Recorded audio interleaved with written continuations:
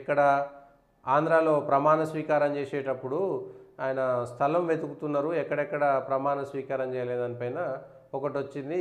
12వ తారీఖు ప్రమాణ స్వీకారం చేస్తాడు. ఆ 12వ తారీఖు ప్రమాణ స్వీకారం చేసేది ఎక్కడ అనేటువంటిది వచ్చింది ఒక వార్త. అయితే దాని ప్రకారము గన్నవరం దగ్గర ఏదో ఊర్లో చేస్తాము, ఇంకొక ఊర్లో చేస్తాము అనేటువంటిది వచ్చింది.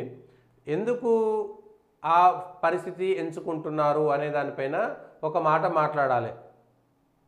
కేసరపల్లిలో ప్రమాణ స్వీకారము, గన్నవరం తాడేపల్లిలో స్థలాల పరిశీలన, గన్నవరం మైదానంపై టీడీపీ నేతల మొగ్గు, తాడేపల్లి గన్నవరం ఆంధ్రప్రదేశ్ కూటమి ప్రభుత్వం కొలువుదీరేందుకు సిద్ధమవుతోంది. ఈ నెల 12న ముఖ్యమంత్రిగా చంద్రబాబు గన్నవరం వద్ద కీసరపల్లిలో ప్రమాణ స్వీకారం చేసే అవకాశాలు కనిపిస్తున్నాయి. ఈ భారీ కార్యక్రమానికి అనువైన ప్రదేశం కోసం తెలుగుదేశం పార్టీ నేతలు, అధికారులు శుక్రవారం స్థలాన్వేషణ చేశారు. రాజ్భవన్లో కాకుండా బహిరంగ సభలో ప్రజల సమక్షంలో ప్రమాణ స్వీకారం చేయాలని చంద్రబాబు నాయుడు ఇప్పటికే నిర్ణయం తీసుకున్నారు. ప్రమాణ స్వీకారానికి ప్రధాని మోదీతో పాటు మరికొన్ని రాష్ట్రాల ముఖ్యమంత్రులు కూడా హాజరుగానున్నారు. ఈ 12 తారీఖు ఉదయం 11:20 మంగళగిరి ఎయిమ్స్ సమీపంలో తాడేపల్లి వద్ద సిమెంట్ ఫ్యాక్టరీ ఏరియా, కృష్ణా జిల్లా గన్నవరంలో కేసరపల్లి. ఆంధ్రప్రదేశ్ పరిస్థితి అగమ్య గోచరంగా ఉన్నది. ఆర్థికంగా నానాహింస, ఆర్థికంగా చతికిలబడిపోయింది. అది జగన్ చేసిండా, చంద్రబాబు నాయుడు చేసిండా పక్కనే పెడితే, నిజంగా చంద్రబాబు నాయుడుకు ఆంధ్ర అంటే ప్రేమ ఉంటే, ఆంధ్ర ప్రజల ప్రేమ ఉంటే, నిజంగా తను పరిపాలనా దక్షుడే అయితే గనక చాలా సింపుల్గా తన ప్రమాణ స్వీకారాన్ని చేయాలి. నిజంగా చంద్రబాబు నాయుడుకు ఆంధ్ర ప్రజల మీద ప్రేమ ఉంటే ఇవాళ చేసే ప్రమాణ స్వీకారానికి ప్రభుత్వం ఖర్చులు భరిస్తుందా? తెలుగుదేశం పార్టీ ప్రభుత్వం ఖర్చులు భరిస్తుందా? అనవసరమైనటువంటి ఆర్భాటాలకు పోవడం వల్ల 1 కోటి రూపాయలు, 2 కోట్లు, 10 కోట్లు, 20 కోట్లు ఖర్చు అవసరమా? ముఖ్యమంత్రిగా ప్రమాణ స్వీకారం చేయడానికి అన్ని కోట్ల రూపాయల ప్రభుత్వ ధనాన్ని దుర్వినియోగపరచడం అవసరమా? అట్లా చేస్తే ఆంధ్ర ప్రజల మీద తెలుగుదేశం పార్టీకి, చంద్రబాబు నాయుడుకి ప్రేమ లేనట్టే లెక్క. నిజంగా దమ్ముంటే నేను ఆంధ్ర ప్రజల యొక్క ప్రతి రూపాయికి కస్టోడియన్గా ఉంటాను, ఏ ఒక్క రూపాయిని కూడా వృధా చేయను, అనవసరమైనటువంటి ఆర్భాట ఖర్చులకు పోను, అవసరమైతే పచ్చడి మెతుకులు తింటా, ఏ ఒక్క రూపాయి కూడా ఆంధ్ర ప్రజలకు సంబంధించి వృధా చేయను అనేటువంటి మాట చెప్పగలిగేటువంటి దమ్ముందా? ఇవాళ ఆంధ్ర బాగా ఆనందంగా ఉందని చెప్తున్నారు కదా. అదే ఆంధ్రలో ఆంధ్ర ప్రజలు ఇచ్చినటువంటి డబ్బులను వృధా చేయకుండా, ఆర్భాటాలు అవసరం లేదు కదా. మీరు ఆంధ్ర ప్రజల కోసం చేస్తే మంత్రులు కానీ, ఎమ్మెల్యేలు కానీ, ముఖ్యమంత్రి కానీ అనవసరమైనటువంటి ఆర్భాటాలు పోకుండా, అనవసరమైనటువంటి మీడియాలో ప్రభుత్వం యొక్క ధనం ఖర్చు చేస్తూ ప్రకటనలు కూడా ఇవ్వకూడదు. అట్లా ఇచ్చినట్టయితే మీరు ప్రజాధనాన్ని దుర్వినియోగం చేసినట్టే అవుతుంది. ఫైనాన్షియల్ డిసిప్లిన్ లేనటువంటి జగన్ అని ఒక మాట చెప్పారు కదా. రేపు పొద్దుగాల మీరు ఈ ఆర్భాటమైనటువంటి ప్రమాణ స్వీకారం చేస్తే చంద్రబాబు నాయుడు కూడా ఫైనాన్షియల్ డిసిప్లిన్ లేనట్టే లెక్క.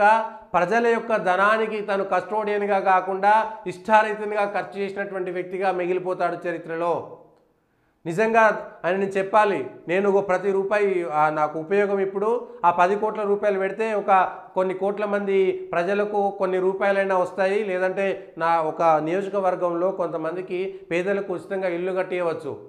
ఆ డబ్బులు పెడితే, ఆర్భాటాలు పెడితే రాజ్భవన్లో పెట్టి లిమిటెడ్గా పెట్టేసి అక్కడికే 10 మంది ముఖ్యమంత్రులను పిలిచి, ప్రధానమంత్రి పిలిచి, చాలా తక్కువ మంది ఎమ్మెల్యేలు వాళ్ళ కుటుంబ సభ్యులని పిలిచి చేసేసుకుంటే కేవలం తక్కువ ఖర్చుతో వెళ్ళిపోవడానికి ఉంటుంది.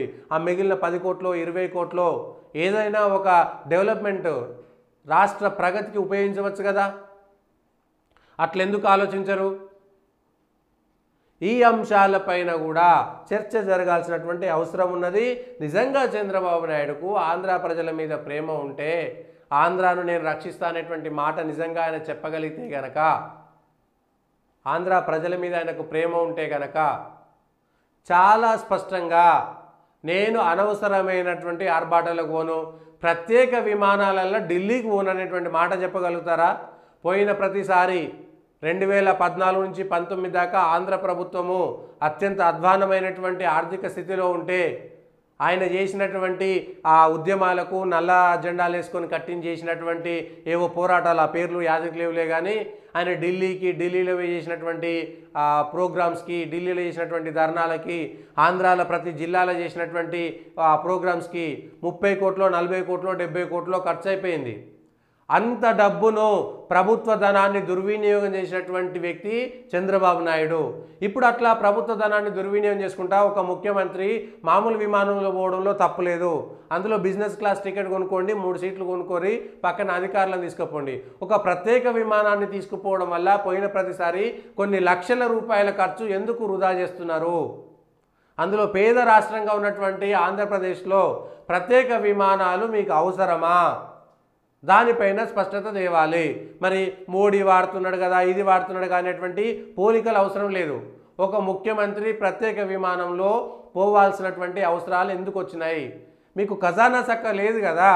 పోనీ మీ దగ్గర ఇబ్బడి ముబ్బడిగా రెవెన్యూ సర్ప్లస్ ఉన్నది, కోట్ల రూపాయలు మా దగ్గర మూలిగిపోతున్నాయి, ఏం చేయాలో తెలియక ఇష్టం ఉన్నట్టు ఖర్చు పెడుతున్నట్టు కాదు కదా. ఇంత ఆర్భాటమైనటువంటి మీరు జగన్ కంటే భిన్నము, మీరు ఆంధ్ర ప్రజలకు మీరే ఛాంపియన్ అనుకుంటే చంద్రబాబు నాయుడు గారు ఈ విషయాలను ఆలోచించండి.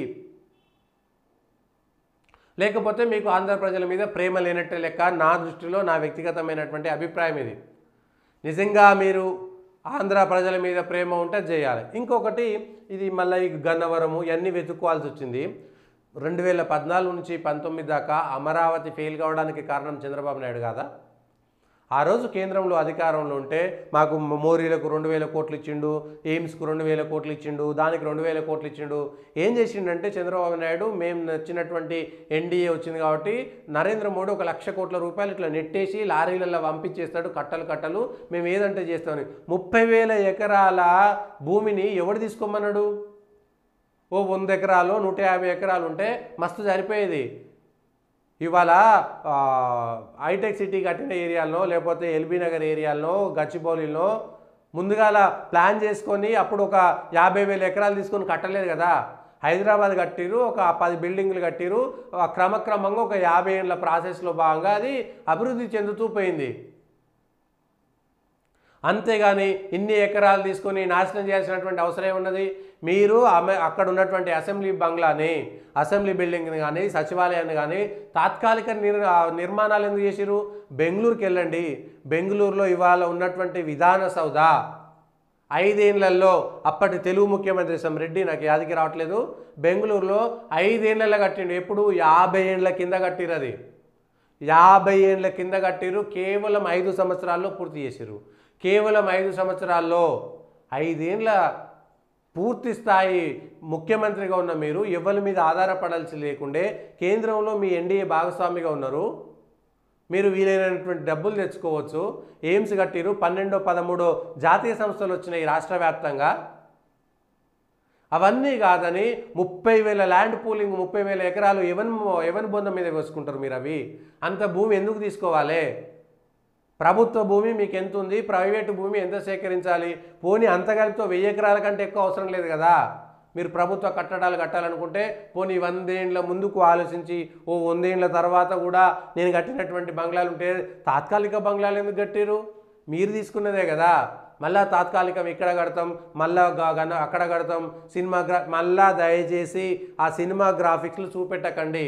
మీకు దమ్ముంటే, మీకు చేతనైతే పూర్తి స్థాయి నిర్మాణాలు చేసి ఆ విజయవాడ, గుంటూరు పక్కనే ఎన్నో చోట ప్రభుత్వ భూములు ఉన్న చోట మీరు ప్రభుత్వ బంగ్లాలు కట్టుకుంటూ పోతే పక్కన ప్రైవేట్ పెరుగుతూ ఉంటుంది, ఆటోమేటిక్గా ఉంటుంది.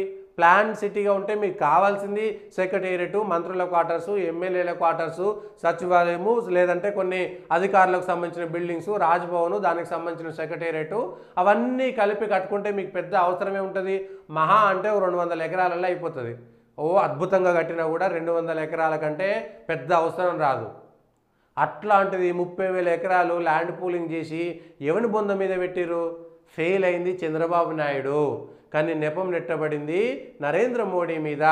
ఇదే చంద్రబాబు నాయుడుకు బాకా ఊదేటువంటి మీడియా మొత్తం చేసినటువంటి దానికి భారాన్ని మోసింది మళ్ళీ నరేంద్ర మోడీ. ఇవాళ అదే నరేంద్ర మోడీ వల్లనే పోలవరం కట్టడంలో ఎందుకు విఫలమైనావు? గడ్కరీ వచ్చిండు కదా, గడ్కరీ నేను పోలవరం కట్టడానికి క్లియర్గా నేను నిధులు ఇస్తా అంటే కాంట్రాక్టర్లు నీ మనుషులు ఉండాలని, నువ్వు వస్తే నీ కాంట్రాక్టర్ని, ఆయన వస్తే ఆయన కాంట్రాక్టర్ని మార్చుకొని పోలవరం నిర్మాణం చేయడంలో విఫలమైంది ఎవరు? చంద్రబాబు నాయుడు కాదా? పోలవరం విఫలమైంది చంద్రబాబు నాయుడు వల్ల కాదా? ఈ విషయాలు కూడా జాగ్రత్తగా పరిశీలించాలి. కేవలం అక్కడ ఉన్నటువంటి మీడియా, ఆంధ్ర ప్రజల యొక్క శత్రువు ఎవరంటే ఆంధ్రాలో ఉన్నటువంటి మీడియా. అది జగన్కు సపోర్ట్ చేయని, అది బాబుకు సపోర్ట్ చేయని, రెండు మీడియాలు కలిపి రెండు వర్గాలుగా చీలినటువంటి మీడియా ఆంధ్ర ప్రజలని అన్యాయం చేసింది, దగా చేసింది. మొదటి ముద్దాయి అక్కడ ఉన్నటువంటి మీడియా. ఎట్లా అంటే మేం చెప్పింది వినకపోతే వాళ్ళంతా ఎదవలనే విధంగా వార్తలు రాసి, నేను ఇద్దరిని చెప్తున్నా, అటు జగన్ను సపోర్ట్ చేసిన మీడియా, ఇటు చంద్రబాబును సపోర్ట్ చేసినటువంటి మీడియా ఆంధ్ర ప్రజలకు ప్రధాన శత్రువులు, బద్ధ శత్రువులు. వాళ్ళ వల్లనే అక్కడ ఒక రాజధాని లేకుండా పోయింది. ఆ తర్వాత జగన్ కూడా అంతే తప్పు చేసిండు. 3 రాజధానులను పోయి ఆడగట్టలేక, ఈడగట్టలేక, ఏడగట్టలేక చంద్రబాబు నాయుడు కట్టింది వద్దని ఆయన మనస్తత్వానికి ఆయన ఇవాళ మూల్యం చెల్లించుకున్నాడు. ఇప్పటికైనా చంద్రబాబు నాయుడు దృష్టిలో పెట్టుకొని తాత్కాలిక నిర్మాణాలు వదిలేసి, అమరావతిలో ల్యాండ్ పూలింగ్ వదిలేసి, నీ కులం వాళ్ళకి, నీ వర్గం వాళ్ళకి, నీ బంధువులకి వేల కోట్ల రూపాయలు అప్పనంగా దోచిపెట్టి హైదరాబాద్లో మీరు చేసింది అభివృద్ధి కాదు, కేవలం చంద్రబాబు నాయుడు తన కుల బంధువులకు వేల కోట్ల రూపాయలు దారాదత్తంగా దోచిపెట్టాడనేటువంటిది నిజం. దాని వెనక అభివృద్ధి అనేటువంటిది తర్వాత విషయం. ఆయన చేసినా చేయకపోయినా అనేకం వస్తుంటాయి పోతుంటాయి. ఎందుకంటే Hyderabad already well settled area కాబట్టి. బెంగళూరు డెవలప్ కావడానికి చంద్రబాబు నాయుడు కారణం కాదు కదా, ఢిల్లీ డెవలప్మెంట్కో పూణే డెవలప్మెంట్కో చంద్రబాబు నాయుడు కారణం కాదు కదా. అక్కడ ఉన్నటువంటి సాధారణ పరిస్థితుల వల్ల జరిగిందే తప్ప అంతకంటే ఎక్కువేం లేదు.